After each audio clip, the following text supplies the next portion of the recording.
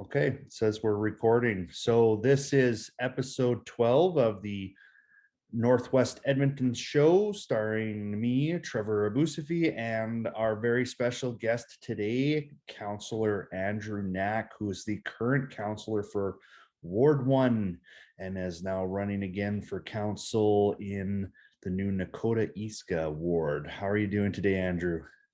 Doing great. Thanks so much for having me. Great. It's great to have you here. Thanks for coming on our show.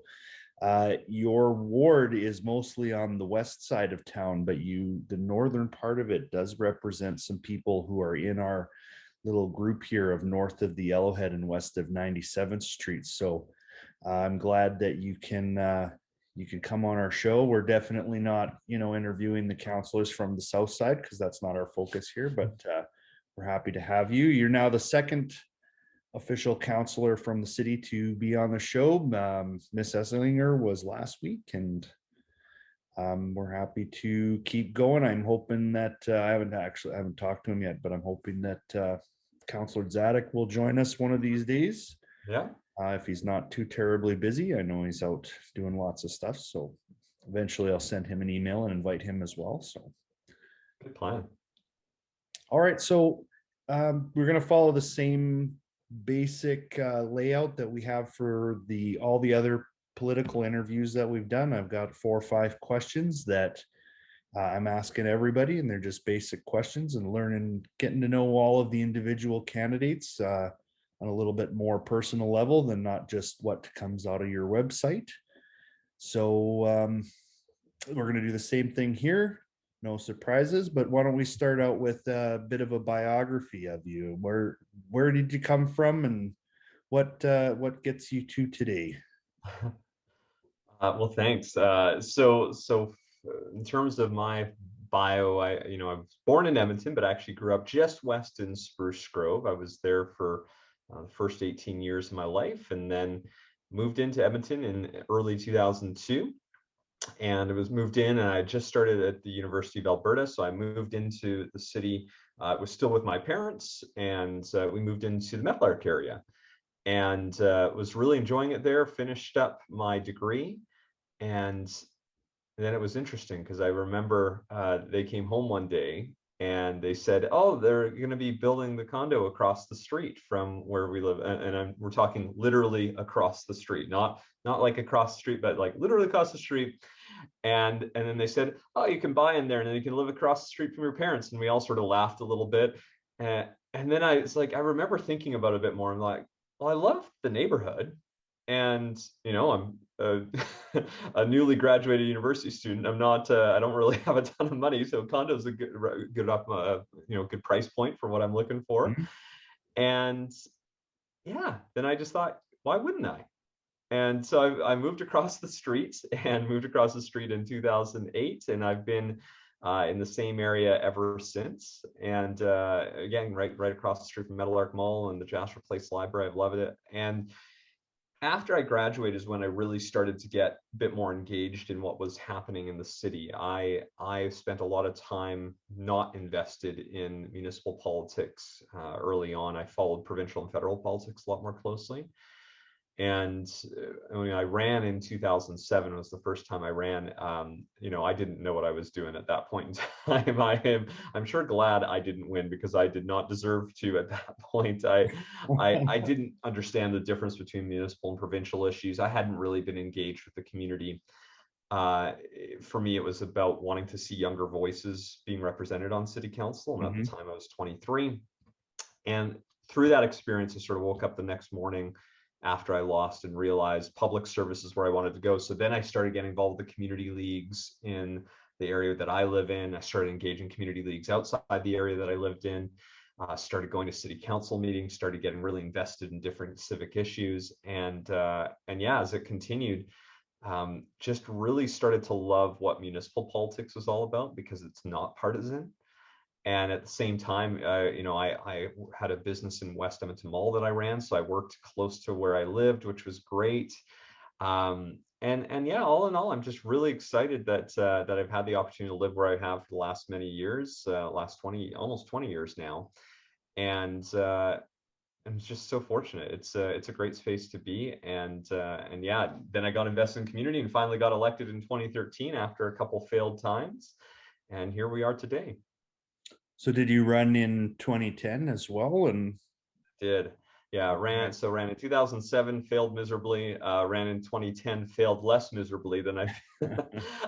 Actually, was pretty good in 2010, and I sort of, after that election, I thought, I think I know how to do it. I think I know what I need to do if I want to be able to get onto council.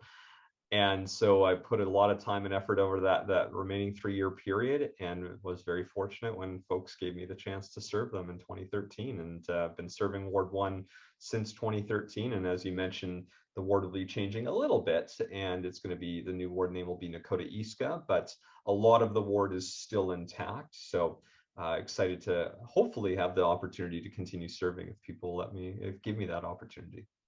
it's good. So are you still living in that same condo in Meadowlark, or have you moved on from? Absolutely. Yeah. Oh, good. Yeah, it's such a great space. You know, I thought when I moved out into my own place originally, and now with my wife, but when I first moved out, I was on my own, and I thought I would just be there temporarily. I thought I'd be there for a few years, and then I'd, you know, didn't have a car at that point in time either. But I worked at West Edmonton Mall, so it was easy to get there. Mhm. But I thought over the course of years, I would, okay, save up enough and then go buy a big house and probably get a truck. And, you know, I'd live probably outside the Henday and all of that. And as time went on, I just realized that I had pretty much everything I needed right where I lived. And you know, there's been some studies. There was a good report back in November where the Globe and Mail had studied all of the major Canadian cities to find out what percentage of each of all the people in every city live within this sort of 15-minute city, that notion where you should have access to everything within a 15-minute walk, bus, or bike ride. Right. And I'm actually in one of those areas.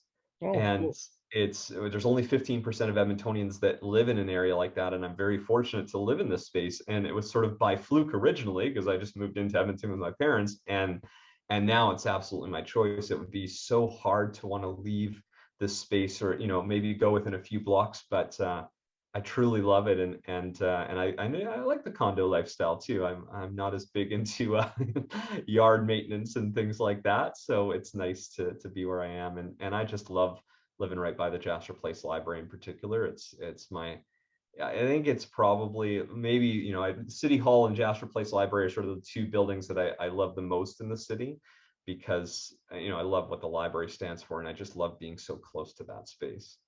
Good. We've had I had a little conversation with Miss Esslinger on the last episode about libraries, and we both agree on that. They're both anchors of the community and important for so many things that we do. So I can definitely get on board with that. It's also funny because you mentioned you moved across the street from your parents, and 2 episodes ago, episode 10 with Chris Miller, we were talking about real estate in this part of town.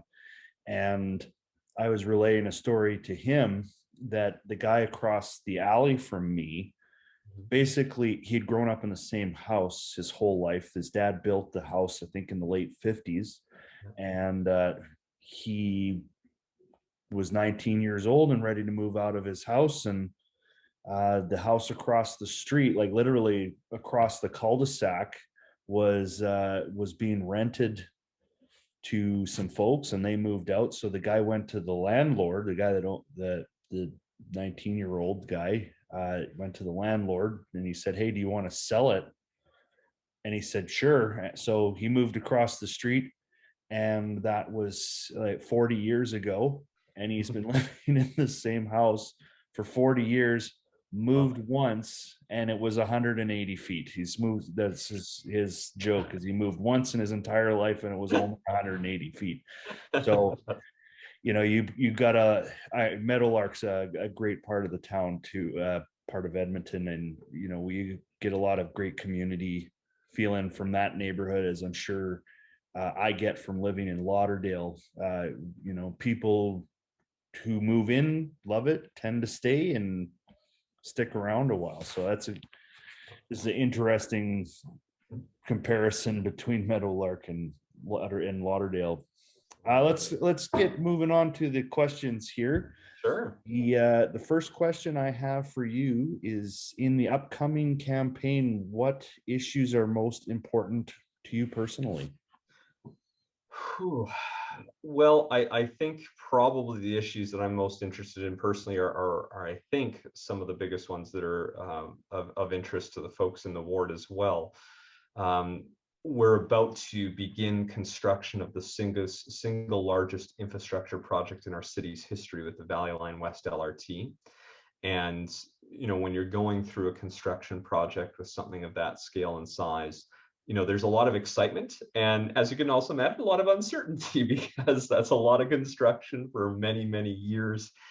And making sure that we work through that with communities so that people are at the table as decisions are being made around how construction is going to occur, how to help minimize the challenges of construction so that we can get to that point of enjoying the after, which is once we'll actually have that space. So I think that's going to be a really big, it's something I'm really interested in. I've been working on. That was the first issue that got me invested in municipal governance and municipal politics. And over the years, it continues to be one of the most talked about projects. In any time I'm going to knocking on doors, people always ask about what's the status of the Valley Line West LRT, what's going on with that, how can I stay informed. So I think you're going to see that, and that's a big topic. The other pieces I think are more localized depending on where you are.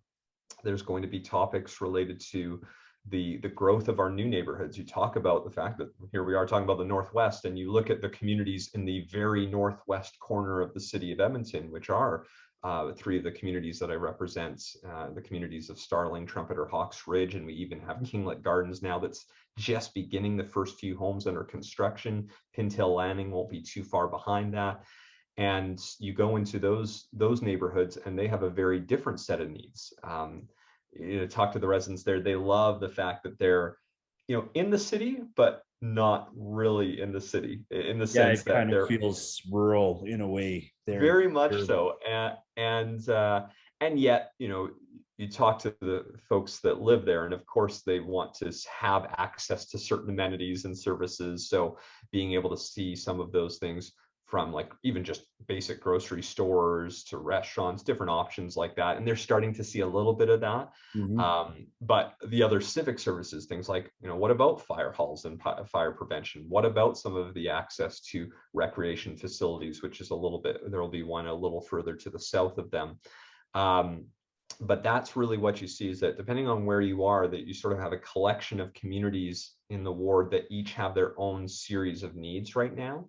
The more mature neighborhoods are more worried about reinvestment and the renewal work and reconstruction. The newer neighborhoods are in need of those services and programs and amenities.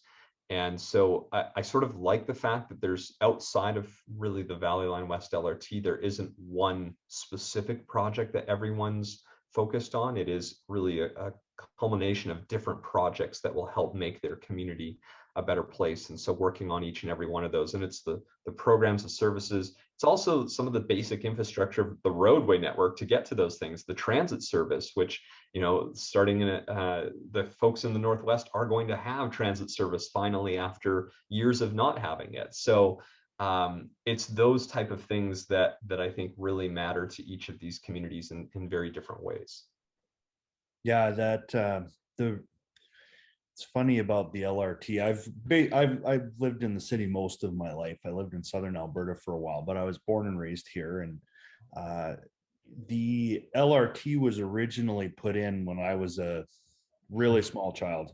So it was sort of a novelty when I was a kid, but I grew up on the south side, so we never used it, so it didn't go anywhere, like, because we never went downtown to Clairview. That was never a trip anybody in my family ever wanted to make. So we we only used it on very special occasions, like if we were going to go to like the Street Performers Festival or something like that, we could park and ride with the LRT down to Winston Churchill Square, if we had some kind of an event, or if we were going to a football game or something like that, we could take the LRT. So it's nice to see that the city is focused over the last few years on expanding that rail network, and I'm really excited when that metro line gets extended north of Blatchford, because that's basically going to connect my community right into the heart of the city. I basically live on the other side of the Yellowhead from Blatchford, so we're going to be able to take full advantage of the use of that line that goes to Castle Downs. So we're very excited about that. Yeah, and that Valley line is going to be a big. So does the Valley line LRT, does that kill the whole tram down Jasper Ave idea that wasn't there a plan at some point they were going to put a tram in on 108th or Jasper Ave out to the west end? Long ago, when there were different options being considered for transit out to the west end, and some of it was what the line was being proposed, some of it was from the university, so there was a couple of different options that were out there over the years. Really, when I started getting involved, by that point in time, they were really narrowing it down to three sort of options, going straight across from the university, and then two different routes coming from the downtown using Stony Plain Road and using 107th Ave. And it was I remember those discussions because there were a lot of different opinions, as you can imagine. Even when you got down to three routes, there were a variety of very passionate people who had love or hatred for different options. And it was interesting because, as somebody that was pretty much within about 2 blocks of whichever of the three routes they had chosen, I wasn't passionately against any one of them. I was actually just passionately, can we get going with this and get a move on? But I'm very excited. I think in the end, and you talk about some of the other issues that are important to the ward, I think having this line travel along Stony Plain Road is actually going to be a really massive boost for that area. Yeah. They've been doing a lot of excellent work. The Stony Plain Road Business Improvement Area is doing a lot of excellent work on revitalization, but we know that this project is going to bring in more people to the area, and not just people coming to that area from other areas. It's going to result in redevelopment along that main street. This is our main street in this part of the city, and it needs more people living right on it, and this is going to do that. So while I know there's still people, and frankly, I still have some hesitancy on different pieces of it, but all in all, I'm excited about the potential it has to help transform some of these areas. So I can't wait to see it. Good. Yeah, me too. I'm excited as well. Okay, let's go to the next question here. Given the diversity of opinions in the new Nakota-Eastka ward, how do you intend to address the inevitable problems of having personal or ideological differences with the voters you intend to represent? So I feel that one of the things that, it's always tough to talk about the things that you think you're good at, because you don't want to seem like you're bragging at. But I will say, I feel that one of the things that I've really tried to work on since the very beginning of running for office was that focus on engagement. It's the recognition that we won't always agree. That's obvious. No, of course we know that. But it's how you try to engage those folks that might not agree with you on a specific issue. And so something I started from the very beginning was, even before I was on council, I was reaching out to every community group I could think of, every organization that was willing to sit down and meet and talk and learn from each other, and learn more about what they felt about different issues and challenges that we were facing, and likewise sharing some of my initial thoughts and some of my ideas and get their reaction. And then when I got onto council, I had made commitments when I ran in 2013, very clear commitments about how I was going to engage people. And for me, that was one of the most critical things. So since I've been on council, virtually every single month at a minimum, I'm out knocking on doors in a different community in this ward. And you don't get to hit a ton of doors if you're only going out once a month, because but that's still 100 to 150 doors you're talking to people at and learning from them. And these are folks that might not be calling or emailing you. And it's important to talk to those people who might not have the time to call and email because they're busy with life, and you need to hear from them at their doors, even if it's for 2 to 3 minutes, and understand what's on their list of things. So from that to going to every community league AGM that is possible, I made a commitment to go to, unless there was something like a council meeting that I couldn't skip, I was at those community AGMs. If there's a big event, I was there at least, even if on a community league day when every community league's doing something, I try to make at least an hour at every community league during community league day to be there to talk to people. On top of that, even just responding to calls and emails. And I know there's a lot of different approaches from different folks, but coming from a retail background, which was my career before my time on council, I very much took the approach that if you're calling the office, if you're emailing me, you better hear back from me. And sometimes it takes a little bit of time. Sometimes, I'm not always as quick as I'd like to be, but I want you to hear from me because I want to engage with you directly. I want to learn from you. I want to understand your perspective. And then even doing virtual town halls. I've been doing, I did them far more infrequently prior to COVID, but they were a way to try to connect with people who couldn't come out to my in-person town halls that I do every 3 months. And now I do them every single week as a way to stay connected with folks. And all of this is to be done to bring together as many different voices as possible to the table, to learn from each other, to understand each other's perspectives. Because what I can often find, particularly in municipal government, because we don't have parties, right? We're not liberal or NDP or conservative. We're just 13 people. And certainly on certain issues, we lean in certain ways, but most of the issues we deal with aren't partisan. When you're talking about how to best clear snow, there's not really a conservative way or a liberal way or an NDP way. It's just there are a couple different options of tackling that. So for me, there are some councillors that may disagree with you on that, but potentially, yeah. I would say generally you're very correct on that, though. Yeah. And so all of this to be said is that it was important to try to engage people in as many different ways as possible, to learn from them so that they can understand my perspective as well. And sometimes, even if we started on different ends, we sometimes learn something about each of our perspective that allows us to make a better decision.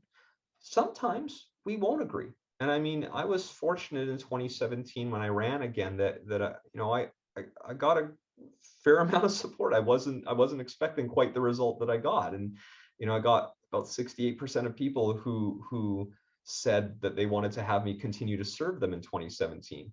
But I know there were not 68% that every single one of those people agreed with everything I did. In fact, because they told me. But I had many people say, I appreciate how you approach an issue. I appreciate that you're willing to listen and understand where I'm coming from. And then at times use that to make changes or maybe even change my own mind. And so that's how I think you tackle that, is that you reach out to people as often as humanly possible. Reach out to them, connect with them. Don't force them to come to you. Go to them in whatever way that is, to learn from them, understand from them, and then use that knowledge to make a more informed decision, and then go back after the decision is made to talk about it too. That's an important final step, because again, we won't always agree, but if you get a chance to learn and talk to the person who's just made the decision about why they made the decision that they did, they might be able to respect how you came to that decision, even if they disagree with the decision that you made. That's an excellent point you're making there. And excuse me, anybody who maybe has followed me and you on Twitter has noticed that I was willing to support you if you had decided to run for mayor. And honestly, what you just spoke about was the exact reason why I was hoping that you were originally going to run for the mayoral seat, was because I think that one of the things that you've done so well on council is You have been able, you strike me as the person who has their own ideas and has a perspective, but is always willing to listen to all sides of an argument. And even if you disagree with other people's perspectives, at least you listen to it. And then you're willing to communicate with people about why certain decisions were made, not just saying what the decision was, but helping people to understand that you did listen to multiple perspectives, that you came to a decision, and provide reasons for the decision that you came up with. And I think that's something that's sorely missing um, in our political system at the municipal level. You've done an excellent job of that. There's some other councillors that have done a great job of that as well. Our provincial government, I think, is failing that idea on a lot of fronts. I think our federal government could be doing a much better job of that. But that was the kind of the perspective that I was hoping somebody will take. Well, I was hoping it would be you, or that whoever becomes the next mayor of the city of Edmonton will take a similar approach, in that it's not just we're making these decisions, it's that we've listened to the perspectives of everybody and all of the stakeholders, all of the people who have an interest in whatever the choice is, whether it's LRT lines or building new fire stations or public libraries or whatever it is, that we've listened to the multiple perspectives. These are the decisions we came up with, and this is why we came up with the decisions. So, And I think I was just going to say that, I think the part we need to try to remind ourselves with, because I think it happens more often, thankfully, in the municipal government, where we have the potential for that. And it's the partisan system is really, I think, a flawed system. But something we should try to remind ourselves each and every day is that, we are, at most, we're likely experts in one or two areas in our lives, right? I went to school and university for business. Marketing's my background. Small business, I've done work in that. That's where I think if I would at all ever consider myself an expert in anything, it's maybe that. And even that's probably a stretch. And so I need to remind myself every moment that there's so many other people who have different life experiences and that are experts in these areas. And it is so good to learn from them, because I might have a preconceived notion that I can change my mind on, because somebody says, well, actually, no, I do this for a living, or this group of people's been doing it for a living, and here's something that maybe you hadn't thought about. And you realize, wow, like, I'm so glad that I'm willing to hear someone out. And we should all try to remind ourselves of that on a regular basis. And I think that would make our political system a little less adversarial if we tried to remind ourselves each day that we're not experts in everything. So let's hear others out. That's great. Yeah, that's the I can agree 100%. That is fantastic. I wish more people more in politics would see that and understand that that's really what community, or what civil service is about, as far as I'm concerned anyway. Okay, moving on. Next question here. My segues are terrible because, like you said, I'm not, we're not all experts in everything, and I'm just a guy that makes videos in his kitchen. So I'm not an expert in interviewing people or video production or making great TV here. So neither am I. So I love it. A little jerky. It's all good. What's the reason you originally decided to seek public office? I think we kind of touched on this earlier, but why don't you flesh that out a little bit more for us? Yeah, so there were two reasons that I ran, and one of them was a good reason and one of them was a bad reason. And my bad reason is that I thought I knew more than I did. So back to what we just talked about, I was 23, I was just out of university. I thought I had all of the answers. I think we all did when we were 23 years old, right? But so yeah, I think some of us, but then I go into our City of Edmonton Youth Council meetings and meet the individuals who are 13 to 23 on that group, and I remind myself, wow, there are so many talented young people, and I was not one of them when I was 23. So I thought I knew it all, and so there was a bit of ego. I think I thought, well, why shouldn't I run? The other reason, the reason that I think was good, is that, back to I briefly mentioned earlier, is that we don't hear younger voices often on city councils. It is challenging if you are younger to get elected to city council, particularly in the larger cities, where if you go over the history of a lot of cities, you look back and see everyone who's been on councils, and it's oftentimes people who are maybe later in their careers, sometimes even retired, and had the time, frankly, in a lot of cases, the financial ability to commit to a run for council, and then some of the connections that I think are important. And so I thought, it's important to have young voices here, because the decisions we are making are here for the ones who are going to be coming after us. And so why not have some of those people at the table right now?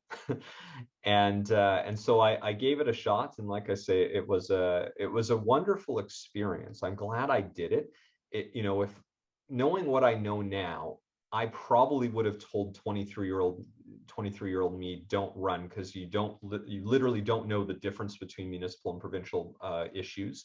You've never set foot in City Hall. You don't know anyone. You've never volunteered to your community or did anything beyond going to school and working. So I probably would have advised myself to maybe think about gaining more experience before putting my name forward.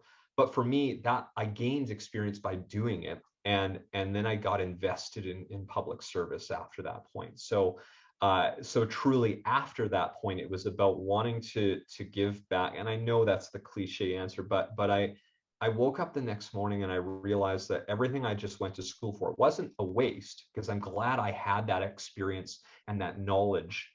But now I wanted to go into serving the public in a different way. And I could bring that experience and knowledge to that.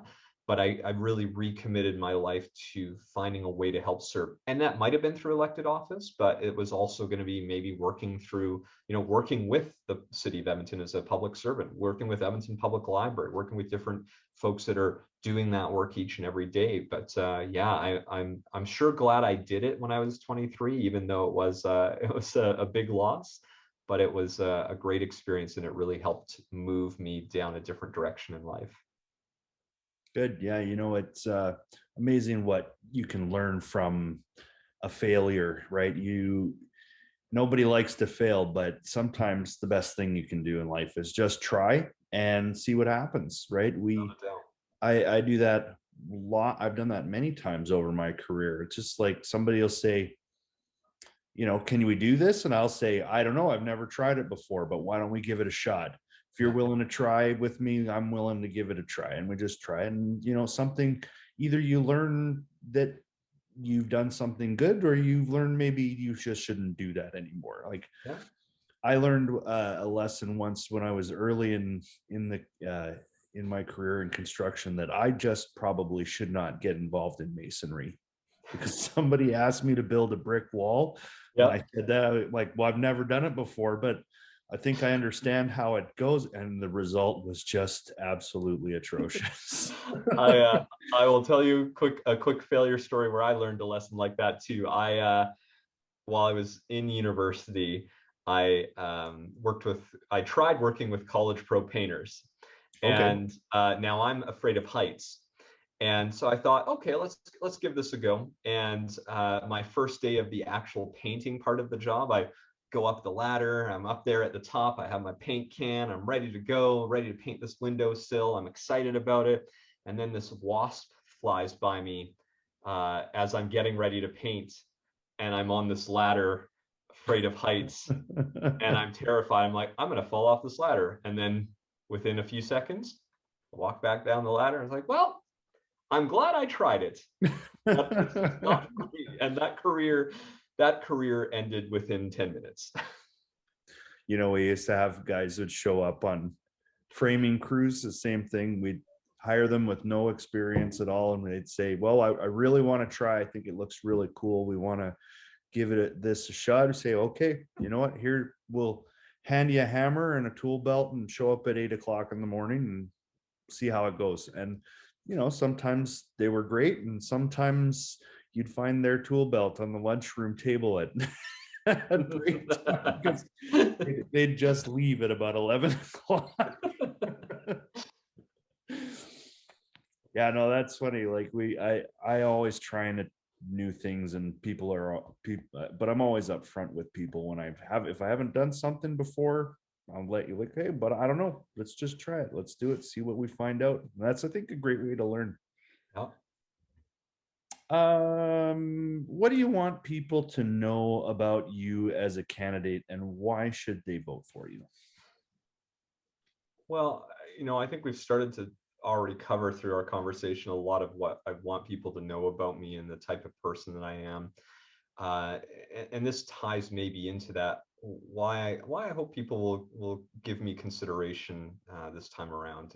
And I feel that I'm someone that over my time on council has been somebody that actively works to build consensus, actively works to engage as many people as possible to make the most informed decision possible. And we're about to go through a pretty significant turnover on council again. In fact, it's not unlike when I first got onto council in 2013. When I got into council in 2013, there were five and a half, we'll call it 5.5 members of council, because one of them was a returning member of council, but had some time off. And I think back to that time, and I was so fortunate to have had those experienced voices there who were ready to help me succeed. So we had people like Brian Anderson, who'd been around at that point, I think about 15 years, and Ed Gibbons, who'd been around for 12. And then there was Don Iveson, Ben Henderson, Tony Katerina, who had been around for 6 years. And these are all people that, even though we didn't always agree on every issue, they wanted us to be successful. So they were there to help us learn. They were there to teach us. They were there to answer questions. Nobody from that group was there, ignored us when we said, hey, I'd like some help. They were there to help. And I think about going into this election at a time where we're coming out of, one of the most challenging lifetimes that we've ever had. And with the turnover that we're going to see, I think there's a need to make sure that, along with having new voices and fresh new perspectives, it's important to also have people who have that institutional knowledge, who have that ability to work together with everyone, no matter where you are on the political spectrum, and to help this new group succeed. And so I'd really like to help provide that experience and guidance to everyone else, and at the same time continue to bring forward these new ideas. That's something that I have prided myself in, is that I do want to try new things and bring forward new perspectives. And I've done that in my time on council. And I think that when I look to the ideas I brought forward, when I look to the motions that I've actually made, I've been very fortunate that most of the time over the last 8 years, I've been able to build enough consensus on council to advance those things that I was passionate about and that the constituents I represent were passionate about. And I think that's really important, because again, we go back to this point that if you go into this assuming that you can get it all done yourself, that you can go it alone and just solve every problem, it's a recipe for failure. Mm-hmm. And I think being able to guide that and help lead folks in a way, so almost returning the favor of what I had 8 years ago, in one way, sort of being the quote unquote elder counselor, or at least one of them, to help in a time when we're going to be having to come up with so many different ways of doing things. We're coming into a very fiscally constrained environment for the city over the next many years. Mm-hmm. And yet there's still a desire to help provide programs and services and infrastructure to people across the city. And so even thinking about something like the rec center that we've talked about in the West End for some time, one could say, well, let's just, wait till we have the money, but that might be 5 or 10 years away. So instead of saying, well, let's just wait, I brought forward an idea that said, why don't we go see if we can connect with nonprofit partners and find a way to do that together and advance that still right now when it's needed. So those are the type of things that I think I'll be able to bring, which is those innovative solutions and a consensus building attitude and an approach that will continue to be focused on the engagement of every single person, whether you love me or you hate me. I want to hear from you. And the door is always open, virtually or or not at this point, to talk with people, to learn from people, to understand what's important to them, and then to bring those voices forward. Well, that's great. I was thinking about what you were talking there about. I've just lost my train of thought now. That's okay. Yeah, I'll figure it out and Absolutely. put it up. Oh, I remember what it was. You had talked about. I'd heard you interviewed on, I believe it was 6:30 Ched, just after you had officially announced your candidacy for the councillor position, and that you were not going to run for mayor. And you had said the same thing. And I really kind of, at the time, I was disappointed that you weren't going to be running for mayor. But after listening to that interview, I thought, there's you have some really good points in there about, because we're getting at least 5 new councillors. Is that right? At least. Yeah.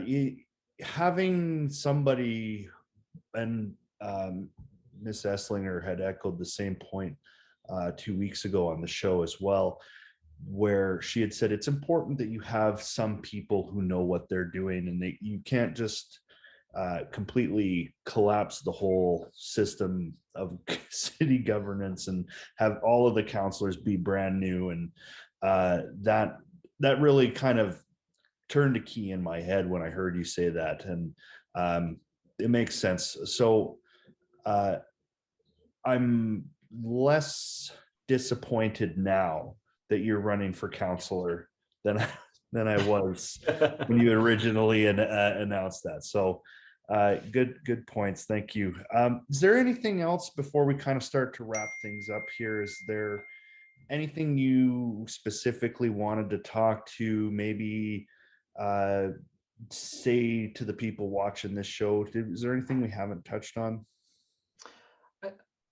Maybe just the last thing I would add as a general piece is that something I've really been quite passionate about when I put my name forward to serve many years ago, and then all the time since, is that I felt it was really important to provide concrete ideas and commitments to let people be able to hold me to account on that. And I get politics in a way. You do want some inspirational things. You want things that are a little more abstract. Like, I mean, you want to have that hope and that passion and that excitement. But I felt that it is also, I would say it's equally as important to have things that you can point to say, this is what I would actually work on if given the chance to serve people. And I've left it up on my website since the very beginning to date now, and I'm never going to change it. Somebody can go onto my website today and look at what I committed to doing in 2013 and what I actually got done. And likewise, they can actually go back and look at what I committed to doing in 2017. And very soon, I'll be posting those updates too, so that people can see firsthand if I delivered in the way that they wanted me to. Because I think that's the other piece. I would agree somewhat with the point that it's you don't necessarily want to see everyone turn over, but at the same point, if the experienced voices are just there and they actually haven't done what they said they were going to do, and I'm not speaking about this, I'm speaking generally. Like, you can have politicians who have been around for 30 or 40 years, and sometimes that's wonderful because they've done so many great things and they've been passionate and they constantly deliver. And then you have others who just kept getting elected, and this often happens in partisan politics because they're part of a particular party that always wins in that area. And you look and say, did you actually accomplish anything? And so I think a message I would leave folks with is that, along with what we've talked about, is that being able to actually look back and look to speaking for myself, look to what I said I was going to do and then actually see what I did. And I didn't do everything. I'm fortunate that I've been able to accomplish a lot of what I set out to do and what I committed to doing, but I didn't get every single thing done too. And that's hard because you wish you could, but it's important to keep working on those things and when people want. So I think experience for the sake of experience isn't the right approach. Experience and people who can show what they've done is really critical as you go forward.